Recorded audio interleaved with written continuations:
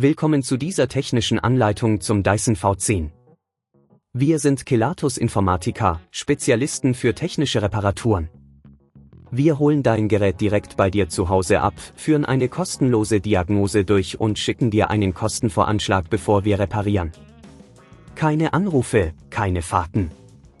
Wir befinden uns in der Calle Joaquín María López 26, Madrid. Bequem, transparent und professionell. Link in der Beschreibung. Wenn dein Dyson V10 komische Geräusche macht und nicht mehr richtig saugt, könnte das auf ein Problem mit dem Motor hindeuten. Solche Geräusche entstehen oft, wenn der Motor überlastet ist oder beschädigte Teile hat. Wenn du das Problem nicht rechtzeitig behebst, kann es zu weiteren Schäden führen, die die Reparatur teurer machen. Um den Motor zu wechseln, benötigst du einige Werkzeuge und Materialien.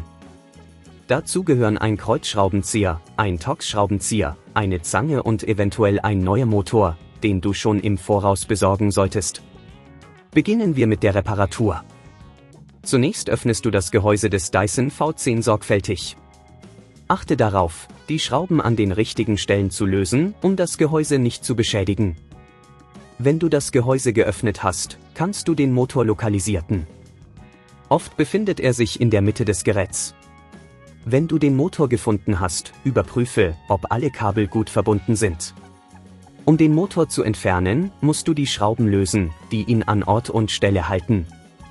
Achte darauf, die richtige Kraft anzuwenden, damit du die Schrauben nicht überdrehst oder abbrichst. Trenne dann die Kabel vorsichtig, um Schäden zu vermeiden. Wenn dir das an dieser Stelle zu kompliziert wird, denk daran, dass wir bei Kelatos dein Gerät zu Hause abholen und es dir repariert zurückschicken. Nachdem du den alten Motor entfernt hast, setze den neuen Motor an seine Stelle. Verbinde die Kabel wieder und ziehe die Schrauben fest, um sicherzustellen, dass alles stabil ist. Schließe das Gehäuse des Dyson V10 wieder und achte darauf, dass alle Teile richtig sitzen. Überprüfe abschließend, ob der Staubsauger ordnungsgemäß funktioniert. Wenn der Motor richtig eingebaut ist, solltest du keine weiteren Geräusche hören und die Saugleistung sollte wieder optimal sein. Um zu verhindern, dass ähnliche Probleme in Zukunft auftreten, empfehle ich, den Filter regelmäßig zu reinigen und den Staubsauger nicht zu überlasten. Achte darauf, dass du nur die empfohlenen Oberflächen absaugst und den Dyson V10 regelmäßig wartest.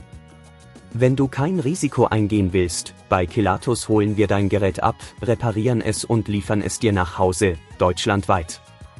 Link in der Beschreibung.